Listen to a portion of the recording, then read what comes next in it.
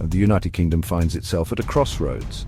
In a controversial move, the government has announced sweeping changes to the benefit system, triggering a wave of anxiety and anger across the nation.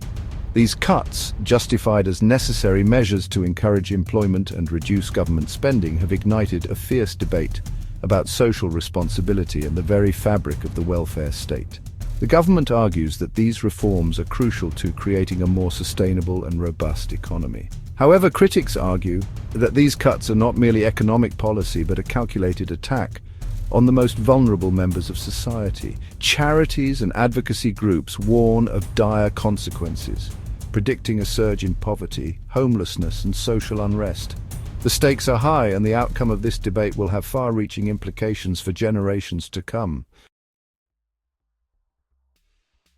The government's austerity measures have sent shockwaves through the lives of countless individuals and families already struggling to make ends meet. Among the hardest hit are those who rely on personal independence payments, a vital lifeline for individuals living with disabilities. The new, stricter eligibility criteria mean that many who once qualified for this support will now find themselves cast adrift. Adding to the chorus of concern are charities representing young people.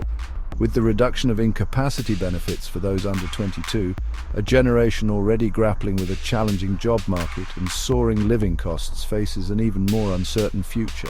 Single mothers forced to choose between heating their homes and feeding their children.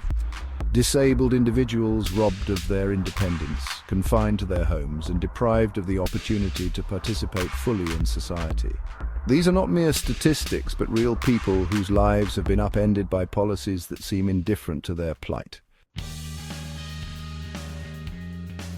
The government's decision to overhaul the benefits system has been met with fierce criticism, but it is crucial to understand the rationale behind these controversial reforms.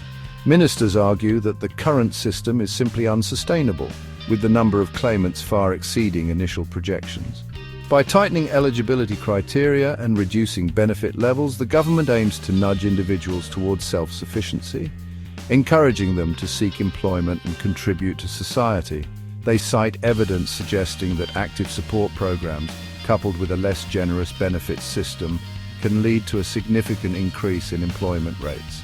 Furthermore, the government emphasizes that these changes are not about balancing the books on the backs of the vulnerable.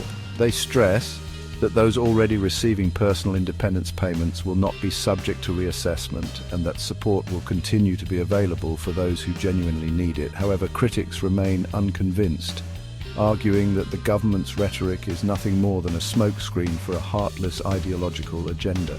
The debate rages on, a stark reminder of the complex and often uncomfortable choices facing policymakers in an era of austerity. As the dust settles on the government's announcement, attention turns to the potential impact of these benefit cuts on the nation's finances and the lives of its citizens.